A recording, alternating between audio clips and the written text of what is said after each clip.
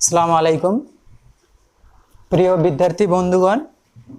আজকে আমি তোমাদের সামনে অষ্টম শ্রেণীর ইতিহাস বিষয়ের দ্বিতীয় চ্যাপ্টার থেকে খুব সংক্ষেপে একটু আলোচনা করব। তোমরা সবাই মনোযোগ দিয়ে সেই আলোচনাটা শুনবে এবং যে কোশ্চেনগুলি তোমাদের লিখে নেওয়ার মনে হবে সেগুলো তোমরা লিখে নেবে। তোমরা জানো যে তোমাদের দ্বিতীয় অধ্যায়ের যে হেডলাইন দেওয়া আছে সেটা হচ্ছে বিভিন্ন আঞ্চলিক শক্তির উত্থান। অষ্টম শ্রেণীর ইতিহাস পড়তে গিয়ে দ্বিতীয় অধ্যায়ে আমরা দেখেছি যার হেডলাইনে রয়েছে বিভিন্ন আঞ্চলিক শক্তির উত্থান কিভাবে হয়েছিল। তোমরা জানো বা আমরা আগে পড়েছি 1526 সালে মধ্য এশিয়া থেকে আগত বাবর নামে যে ব্যক্তি চারবার ভারত আক্রমণ করার পর মানে তৃতীয়বার আক্রমণ করার পর চতুর্থবারে পলাশির যুদ্ধে 1526 সালে ভারতবর্ষের শাসক ইব্রাহিম লোদিকে পরাজিত করে ভারতে মুঘল সাম্রাজ্যের পতন করেছিল, মুঘল সাম্রাজ্যের ভিত্তি স্থাপন করেছিল। এই 1526 থেকে 1707 এই সময়টা পুরো মুঘল পিরিয়ড নামে পরিচিত। আজকে আমি যেটা আলোচনা করব তোমাদের সামনে সেটা হচ্ছে বিভিন্ন আঞ্চলিক শক্তির উত্থান কিভাবে হয়েছিল। 1526 থেকে 1707 এর মধ্যবর্তী যতগুলি বছর, প্রায় 190 বছর, এই সময়টা পুরোভাবে শাসন করেছিল মুঘল সম্রাটেরা। শেষ মুঘল সম্রাট ছিলেন ঔরঙ্গজেব, যাকে আমরা জিন্দা পীর বলি। তার মৃত্যুর পরে মুঘল সাম্রাজ্যকে সামনে দিকে এগিয়ে নিয়ে যাওয়ার মতো কোনো সুযোগ্য শাসক মুঘল সম্রাটদের মধ্যে ছিল না। 1707 সালে ঔরঙ্গজেবের যবে মৃত্যু হয়, তারপরে 1757 সালে মুঘল ঔরঙ্গজেবের শেষ শক্তিশালী মুঘল সম্রাট ঔরঙ্গজেবের মৃত্যুর 50 বছর পরে অর্থাৎ 1757 সালে বাংলায় একটা বড় যুদ্ধ হয়, যে যুদ্ধটার নাম ছিল পলাশির যুদ্ধ। তো পলাশির যুদ্ধের পরে 1757 সালের আর মোটামুটি 7 বছর পরে 1764 সালে আর একটা যুদ্ধ হয়েছিল, যে যুদ্ধটা তোমরা জানো, যার নাম বক্সার যুদ্ধ। এই পলাশির যুদ্ধ এবং বক্সার যুদ্ধর কারণ কি ছিল, এই যুদ্ধ দুটির মধ্যে কোন দুটি যুদ্ধ আমাদের কাছে বেশি ইতিহাসের দৃষ্টিভঙ্গিতে গুরুত্বপূর্ণ, এগুলো আমরা পরবর্তী ক্লাসে আলোচনা করব। আজকে জাস্ট আঞ্চলিক শক্তির উত্থান কিভাবে হয়েছিল সেই বিষয় নিয়ে আলোচনা করব। 1707 সালে মুঘল সম্রাট ঔরঙ্গজেবের মৃত্যুর পর গোটা ভারতবর্ষটাকে শাসন করার মতো কোনো সুদক্ষ আর মুঘল সম্রাট হয়নি। ইতিমধ্যে বাংলা, বিহার, উড়িষ্যা এই তিনটি জায়গাতে একটা নতুন শাসকের উদ্ভব হয়েছিল, যাকে আমরা বলি বাংলার নবাব আলিবর্দী খাঁ।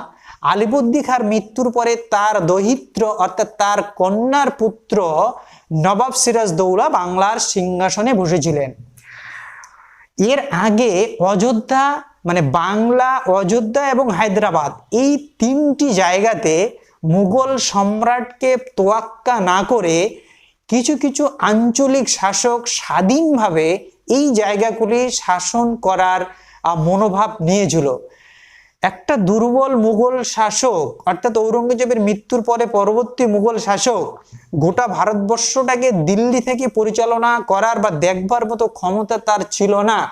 তাই যেহেতু সেন্ট্রাল পাওয়ার অর্থাৎ দিল্লি থেকে বসে মুঘল সম্রাট যেহেতু পুরো ভারতবর্ষটাকে সুষ্ঠুভাবে শাসন করার দক্ষতা তার ছিল না, তাই বাংলা বলো, অযোধ্যা বলো, হায়দ্রাবাদ বলো, এই জায়গাগুলিতে আঞ্চলিক কিছু শাসক বা আঞ্চলিক কিছু দল বা আঞ্চলিক কিছু শক্তি তারা স্বাধীনভাবে আত্মপ্রকাশ করেছিল। তারা বলেছিল আমরা মুঘল সম্রাটের অধীনে থাকবো না, আমরা স্বাধীনভাবে আমাদের শাসন কার্য পরিচালনা করব। এরকমই একটা ঘটনা ঘটেছিল আমাদের বাংলাতে, বাংলা, বিহার, উড়িষ্যার, যার নবাব ছিল নবাব সিরাজদৌলা। যাক, এইভাবে অর্থাৎ যদি আমাদের সোজা সাপটা শর্ট কোশ্চেন এসে যায় যে আঞ্চলিক শক্তির উত্থান বলতে কি বোঝো, তাহলে আমরা লিখব 1707 সালে মুঘল সম্রাট ঔরঙ্গজেবের মৃত্যুর পর যে মুঘল সম্রাট দিল্লির সিংহাসনে বসেছিলেন তার পক্ষে গোটা ভারতবর্ষটাকে শাসন করা সম্ভব হয়নি, বা তিনি প্রশাসনিক দক্ষতা তার ছিল না গোটা ভারতবর্ষটাকে শাসন করার। এর ফাঁকে বা এই সুযোগে হায়দ্রাবাদ বলো, ওইদিকে মারাঠা বলো, মারাঠা শক্তি বলো, শিখ শক্তি বলো, হায়দ্রাবাদের নিজামের শাসন বলো, বাংলা বিহার উড়িষ্যার নবাব বলো, অযোধ্যার একটা আঞ্চলিক শক্তি বলো, এই অযোধ্যা বলো, বাংলা বলো, হায়দ্রাবাদ বলো, মারাঠা, ওইদিকে আমরা পশ্চিম ভারতে মহারাষ্ট্র টরাষ্ট্র বা পাঞ্জাবে যদি যাই আমরা শিখ শক্তির উত্থান ঘটে, অর্থাৎ আঞ্চলিক শক্তিগুলি মুঘল সম্রাটের দুর্বলতার কারণে আস্তে আস্তে স্বাধীনভাবে আত্মপ্রকাশ করেছিল। অর্থাৎ দুর্বল মুঘল সম্রাটের সুদক্ষ নেতৃত্বের অভাবের কারণে ভারতের বিভিন্ন প্রান্তে বিভিন্ন আঞ্চলিক শক্তির উত্থান ঘটেছিল। বাংলাতে আমি বলেছি 1757 সালে একটা বড় যুদ্ধ হয়েছিল, যে যুদ্ধটার নাম ছিল পলাশির যুদ্ধ। এই যুদ্ধের আগে বাংলার কিছু ঘটনা ঘটেছিল, যুদ্ধের মানে ব্যাকগ্রাউন্ড রচিত হওয়ার আগে কিছু ঘটনা ঘটেছিল, সেগুলি আমি পরে আলোচনা করব। কিন্তু আজকে যে আমার আলোচনার বিষয় অষ্টম শ্রেণীর ইতিহাসের দ্বিতীয় অধ্যায় থেকে, সেটা হচ্ছে আমি বোর্ডে লিখেছি ফারুকসিয়ারের ফরমানের গুরুত্ব কি ছিল। তোমরা জানো বা জানবে 1707 সালে মুঘল সম্রাট ফারুকসিয়ার একটা ফরমান বা হুকুমনামা জারি করেছিলেন, যে হুকুমনামাটা ইংরেজ ইস্ট ইন্ডিয়া কোম্পানির শাসকেরা বা ঊর্ধ্বতন কর্তৃপক্ষরা ফারুকসিয়ারের কাছ থেকে লাভ করেছিল। তাহলে 1707 সালে মুঘল সম্রাট ফারুকসিয়ার যে ফরমান ইংরেজ ইস্ট ইন্ডিয়া কোম্পানিকে দিয়েছিল, সেটাই ফারুকসিয়ারের ফরমান নামে পরিচিত, যার সময়কাল ছিল 1717 সালে। এই ফরমানের গুরুত্বটা আমাদের 2 নম্বর বা 4 নম্বর বা 3 নম্বর কোশ্চেনে আসতে পারে। ফারুকসিয়ারের ফরমান কবে জারি হয়েছিল, এর গুরুত্ব কি? তাহলে আমরা উত্তরে বলবো 1707 সালে মুঘল সম্রাট ফারুকসিয়ার ইস্ট ইন্ডিয়া কোম্পানিকে যে বাণিজ্যিক সুবিধা দেওয়ার জন্য যে একটা হুকুমনামা দিয়েছিল, সেটা ফারুকসিয়ারের ফরমান নামে পরিচিত। এর কিছু গুরুত্ব রয়েছিল। ফারুকসিয়ারের ফরমান এর গুরুত্ব কি, সেটাই হচ্ছে এখন আলোচনা হবে। এর গুরুত্ব ছিল যে ইংরেজ ইস্ট ইন্ডিয়া কোম্পানি বিনা শুল্কে, অর্থাৎ এই ফরমানের দ্বারা, ফারুকসিয়ারের ফরমান দ্বারা ইংরেজ ইস্ট ইন্ডিয়া কোম্পানি বিনা শুল্কে বাংলা বিহার উড়িষ্যায় ব্যবসা বাণিজ্য করতে পারবে। 1 নম্বর ফারুকসিয়ারের ফরমানের 1 নম্বর গুরুত্ব হচ্ছে ইংরেজ ইস্ট ইন্ডিয়া কোম্পানির বিনা শুল্কে বাংলা বিহার উড়িষ্যায় বাণিজ্য করতে পারবে, নাম্বার 1। নাম্বার 2, বাংলা বিহার উড়িষ্যার যে নবাব ছিল, নবাব সিরাজ মানে নবাবের টাকশাল থেকে, অর্থাৎ বাংলা বিহার উড়িষ্যার নবাবের মুর্শিদাবাদের টাকশাল থেকে ইংরেজ ইস্ট ইন্ডিয়া কোম্পানি ইচ্ছামতো টাকা তৈরি বা টাকা ছাপানোর কাজের জন্য যে সুযোগ সুবিধা দরকার, সেটা টাকশাল থেকে নিতে পারবে। নাম্বার 3, ইংরেজ ইস্ট ইন্ডিয়া কোম্পানির কোনো বাণিজ্যিক জাহাজ, অর্থাৎ পণ্য ভর্তি কোনো জাহাজ কোনো শত্রু দ্বারা আক্রান্ত হলে, বা কোনো ওই পণ্যে অর্থাৎ পণ্যবাহী পণ্য ভর্তি কোনো জাহাজ যদি শত্রু দ্বারা আক্রান্ত হয় বা পণ্য ক্ষতিগ্রস্ত হয়, তাহলে বাংলার নবাব সেই পণ্যর ক্ষতিপূরণ দিতে বাধ্য থাকবে। 4 নম্বর ছিল ইংরেজ east India company Bangla Bihar Orissa ছাড়াও আরো 38টি গ্রামের রাজস্ব আদায়ের অধিকার লাভ করবে। তাহলে 1717 সালে ফারুকসিয়ারের যে ফরমান ইংরেজ ইস্ট ইন্ডিয়া কোম্পানি লাভ করেছিল, তার মাধ্যমে তার দ্বারা ইংরেজ ইস্ট ইন্ডিয়া কোম্পানির যে সুযোগ সুবিধাগুলি পেয়েছিল, সেটা 1 নম্বর হচ্ছে বাংলা বিহার উড়িষ্যায় বিনা শুল্কে ইংরেজ ইস্ট ইন্ডিয়া কোম্পানি বাণিজ্য করতে পারবে। বাংলার নবাবের টাকশাল থেকে ইংরেজ ইস্ট ইন্ডিয়া কোম্পানির বণিকেরা বা কোম্পানির ঊর্ধ্বতন কর্তৃপক্ষরা টাকা ছাপাতে পারবে। এবং ইংরেজ ইস্ট ইন্ডিয়া কোম্পানির পণ্য ভর্তি কোনো জাহাজ যদি ক্ষতিগ্রস্ত হয়, শত্রুদের দ্বারা ছিনতাই বা সেখান থেকে পণ্য হারিয়ে যায়, সে পণ্যর পুরো ক্ষতিপূরণ ইংরেজ ইস্ট ইন্ডিয়া কোম্পানিকে বাংলার নবাব দিবে। এই গুরুত্ব বা এই সুযোগ সুবিধাগুলি ইংরেজ ইস্ট ইন্ডিয়া কোম্পানি বাংলার ফারুকসিয়ারের ফরমানের দ্বারা লাভ করেছিল। তাহলে তোমাদের কোশ্চেন আসতে পারে ফারুকসিয়ারের ফরমানের গুরুত্ব কি, তাহলে খুব সংক্ষেপে এটা আমি আলোচনা করে দিলাম। দ্বিতীয় হচ্ছে পলাশির লুণ্ঠন। What was the plunder of Palashi, অর্থাৎ পলাশির লুণ্ঠন বলতে কি বোঝো? 1757 সালে ইংরেজ east India company Bangla, Bihar, উড়িষ্যার নবাবকে যুদ্ধে হারিয়ে দিয়ে বা 1757 সালে পলাশির যুদ্ধের পর বাংলা থেকে প্রচুর অর্থ ভারতবর্ষ থেকে টেমস নদীর মধ্য দিয়ে যে ইংল্যান্ডে চলে যেত, এটাকেই পলাশির লুণ্ঠন বা পলাশির প্লান্ডার নামে পরিচিত। এটাকেই পলাশির প্লান্ডার বা পলাশির লুণ্ঠন নামে অভিহিত করা হয়। তাহলে তোমাদের 3 নম্বর কোশ্চেন আসতে পারে ছাত্রছাত্রীরা অষ্টম শ্রেণীর দ্বিতীয় অধ্যায়ের আঞ্চলিক শক্তির উত্থান, সেখানে ছোট্ট একটা কোশ্চেন রয়েছে, পলাশির লুণ্ঠন বলতে কি বোঝো বা পলাশিস, হোয়াট ওয়াজ দ্য পলাশিস প্লান্ডার। পলাশির লুণ্ঠন আলোচনা করতে গিয়ে আমরা বলবো 1757 সালে পলাশির যুদ্ধে হেরে যাওয়ার পর বাংলা থেকে যে প্রচুর অর্থ, কাঁচামাল থেকে শুরু করে ইংল্যান্ডের যা দরকার সেই অর্থগুলি টেমস নদীর মধ্য দিয়ে ইংল্যান্ডে চলে যেত, সেটাকে বিভিন্ন ঐতিহাসিক এবং বুদ্ধিজীবীরা পলাশির প্লান্ডার বা পলাশির লুণ্ঠন বলে অভিহিত করেছে। 3 নম্বর হচ্ছে অন্ধকূপ হত্যা কি?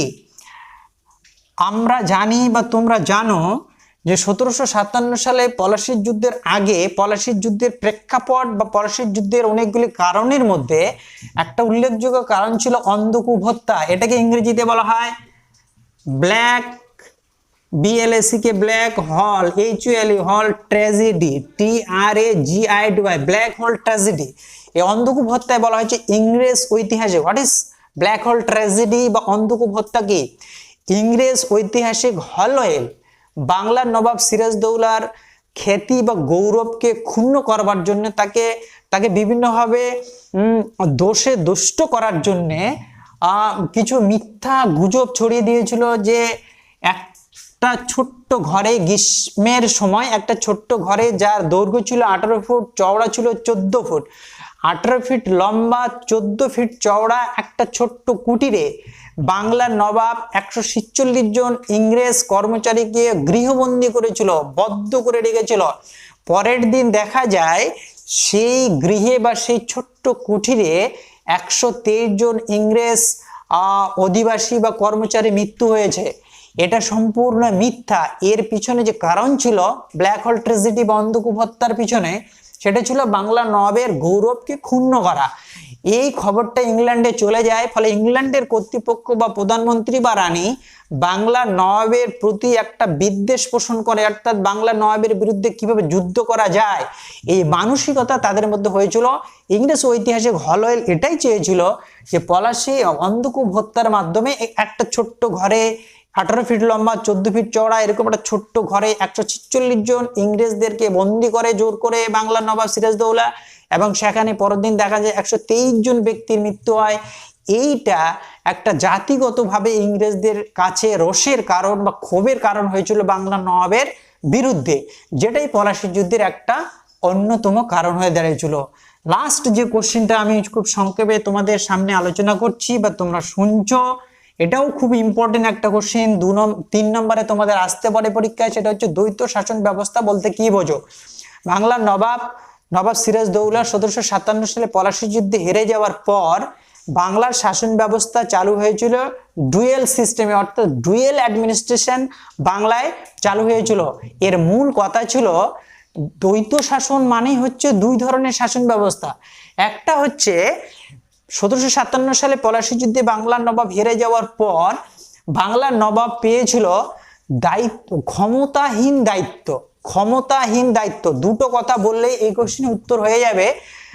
দ্বৈত শাসন ব্যবস্থার মূল দুটি কথা ছিল 1757 সালে পলাশির যুদ্ধে ইংরেজ ইস্ট ইন্ডিয়া কোম্পানির কাছে বাংলার নবাব হেরে যাওয়ার পর বাংলার নবাব পেয়েছিল ক্ষমতাহীন দায়িত্ব। একে ইংরেজিতে বলা হয় ক্ষমতাহীন দায়িত্ব, মানে রেসপন্সিবিলিটি উইদাউট পাওয়ার, যেটা বাংলার নবাব পেয়েছিল। বাংলার নবাবের কাজ ছিল কি বিভিন্ন অঞ্চলে বা বাংলার বিভিন্ন প্রান্তে বিভিন্ন ঝগড়া বিবাদ মিটানো, আর অপরদিকে ইংরেজরা পেয়েছিল ক্ষমতাহীন দায়িত্বহীন ক্ষমতা, ইংরেজরা পেয়েছিল দায়িত্বহীন ক্ষমতা, বাংলা নবাব পেয়েছিল ক্ষমতাহীন দায়িত্ব।